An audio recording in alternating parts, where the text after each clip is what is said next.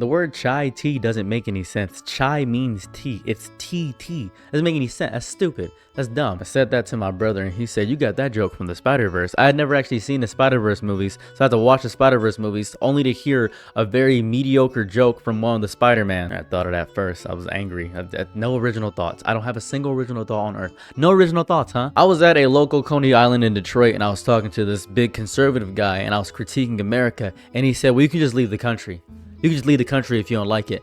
And I've been thinking about this for 3 days. I can just leave the country if I don't like it. And I'm thinking about the Americans who hate America. And there's a lot of them, a lot of Americans who hate America. We're born here, we're raised here, we're happy to be here. But he told me that, you're black, so you probably got some family in Africa. And sadly, I do, because my mother is Egyptian and my dad's from St. Lucia, so I do have family across the world, yes. But I didn't want him to be right, so I told him I didn't. It was a very interesting little situation for me, I'm not gonna lie to you. But there's this strange exhaustion that I get. It comes from being told that your concern is actually contempt. You know what I mean? That you actually care about something and you want it to change. This happens when you see a friend who you know is going down a horrible path and you say, hey man, you should probably better your life. And then they say, oh, you hate me. That's how I feel about America right now. That's my exact opinion of America right now. My desire for something to improve is proof that I wish for it to burn. And the accusation is not even a weird argument. It's not even a real argument. It's this weird trap door. It's to swallow the conversation before it can become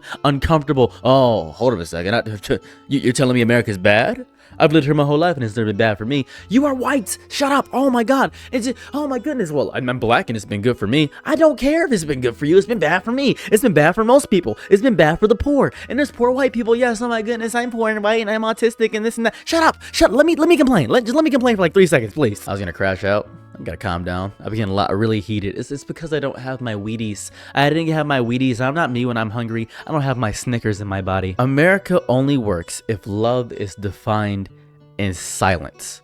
If care requires the absence of complaint, if loyalty means never documenting the cracks and the foundation you've been asked to trust. But I've learned something so deeply upon being with people my entire life, upon dealing with my family members, upon dealing with addicts, upon dealing with my lover, upon dealing with people around me.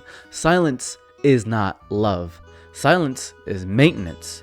It's quiet. It's a quiet agreement to keep the machine running without asking for why it grinds so loudly. Why are the cogs getting messed up? What's going on there? Love that cannot speak is not love. It is consent without voice, and consent without voice eventually curdles into something indistinguishable from complicity. And I'm not complicit in how the running of America is going on. And I know people want to try extremist solutions and do wild things that have never been done before. But if you were to tell me something such as this, we've been paying for things with money for 100 years. Why don't we just start paying for things with cardboard?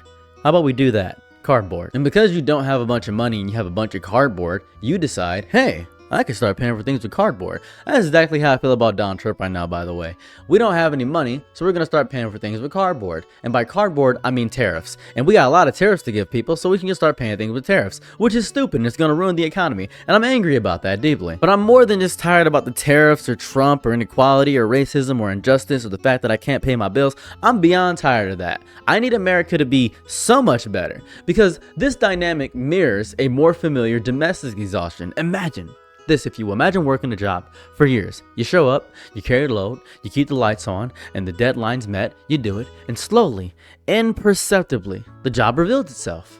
Over time, through accumulated small failures, the broken printer that's never fixed, the promised raise dissolved into, no, we'll revisit this next quarter, don't worry, we're actually do a quarterly assessment, and we'll do a yearly review for you, and we'll see if you can get that 50 cents. Hear me out.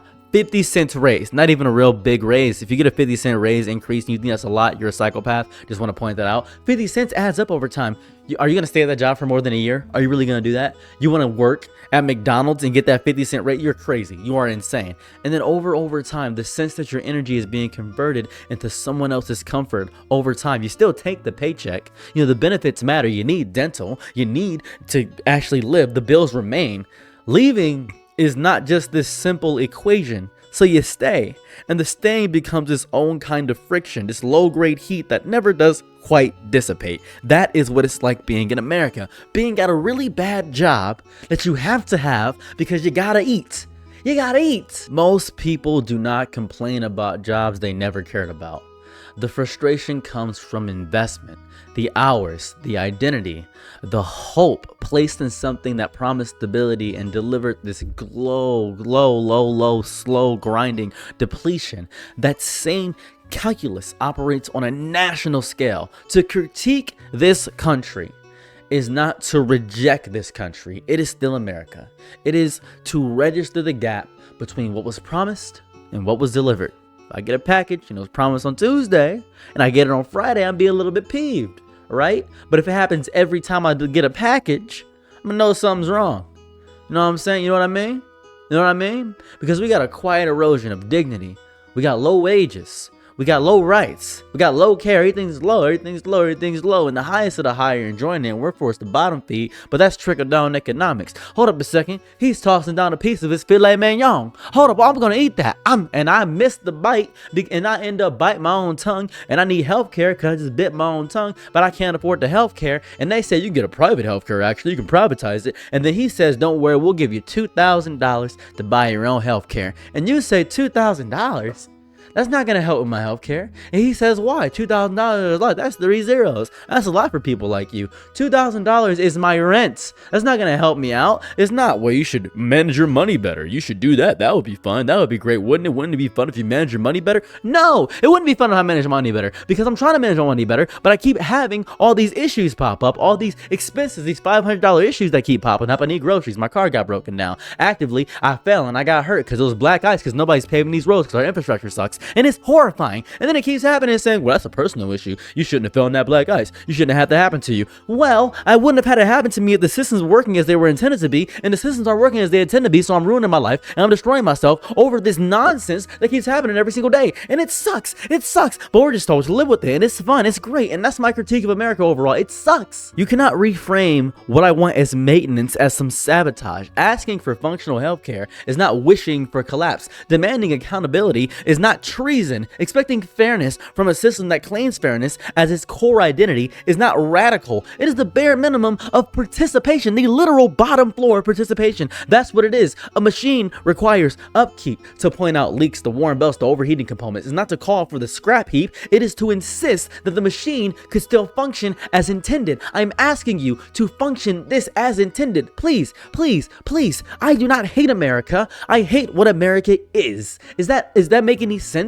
Does that make sense to you? Does that make any sense to whatever anybody's listening to me right now? Does that make any sense? Am I coming across as coherent, as cohesive? Am I having my ducks in a row? Am I counting my chickens before they hatch? Am I counting right now? I'm a counterfeit. Oh, I got counterfeit money. Oh, that's crazy. I'm actually counting everything. I'm a big counter. I'm the count from Sesame Street. One, two, everything sucks. Another reason I want to talk about this, because I keep hearing people say, well, Bad Bunny hates America, and that's the reason why I hated the Super Bowl. The hatred charge is so convenient, such a convenient anesthetic. It numbs the conversation without addressing the source of the pain. It allows people to sit comfortably while citizens are told their discomfort is a personal failing. It's just a failing of what you are. A deficiency of gratitude. Be happy you have a toilet, and other people don't have toilets. You know that, right? Other people don't have toilets. You should be happy that you have the light. Other people don't have a light. Did you know that? You should be happy you have chairs. Other people can't even get to sit down. You should be happy you have the welfare, black people. Yeah, I said it. What about it, huh? Be happy about your welfare, black people, huh? Copying a gay white guy I saw on TikTok. He was doing that exact thing. He was on live going crazy. He didn't even get striked down at all. People were just saying, yeah, he's right. 20,000 people just agreeing. TikTok truly is the town square of idiots, because it's nothing but idiots there. It's so beautiful. Saying I have a failure of patriotism because I critique the system is insane. I can critique the system because I'm a part of it. Right? You're not seeing cracks. You're just negative. You're disloyal. You're documenting failures? No, you're just disloyal. That's all you are. What this framing deliberately obscures is that criticism is itself an act of belief. Indifference is quiet. Contempt is silent.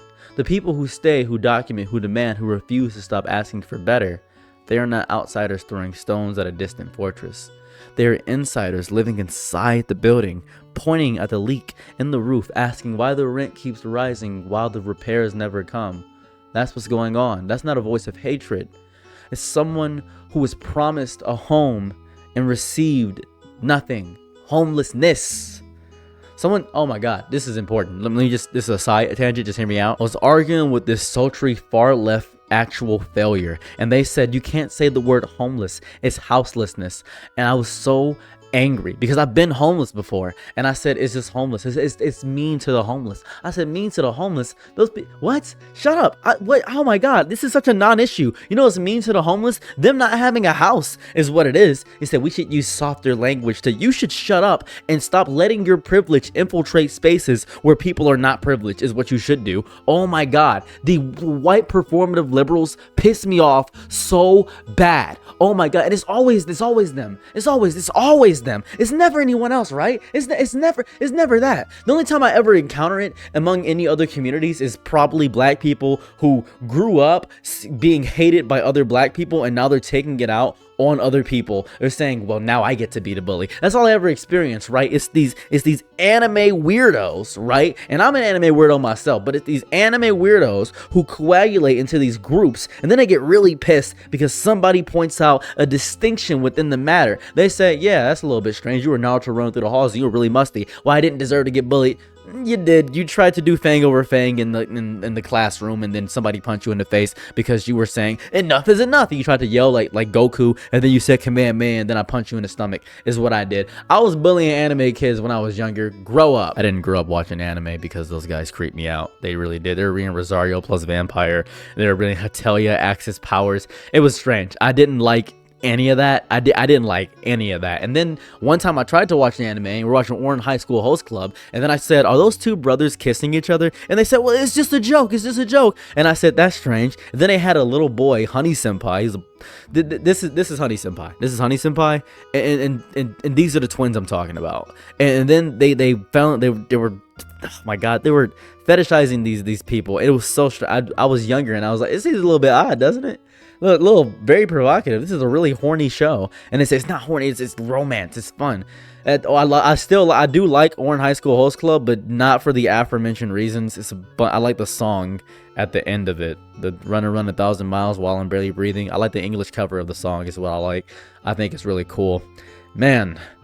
Anime was I don't know where I was going. Sorry, America. We're talking about America. I gotta stay focused. The real threat to power is the person who stays and insists day after day that the place could be better, that it could be better, that the promise was not a lie, just repeatedly, exhaustingly deferred. This is the unbearable persistence of hope in a system that has learned to depend on what your exhaustion is over and over again. Wanting the empire to care about you is not radical, it's not woke, it's not leftist. It's reasonable, very reasonable demand. It's the most reasonable demand. And the insistence that love means never asking for change is death. It's the slow, quiet death of love itself. It's buried under the weight of your own compliant silence. Do not be compliant. Don't let them put the boot on your neck.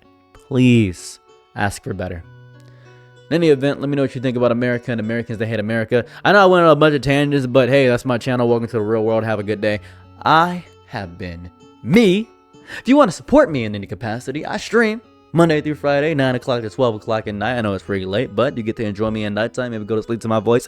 And outside of that, you also get to support me on Patreon if you would like. It's $1 a month, nothing crazy, nothing insane. It's more if you want to give more. I'm not going to force you to give more, but I'm trying to get to $3,000 by the end of the year so that I can have massive support. That'd be fantastic. $3,000 doesn't seem that crazy to me. If I can get everybody to give me $1, that's 3,000 people give me $1. If not, that's fine. You guys have a lovely day or night wherever you're at. Hopefully, like, comment, and subscribe. I'm out. Peace. Bye.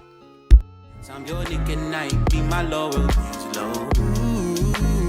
Happy to try what you need.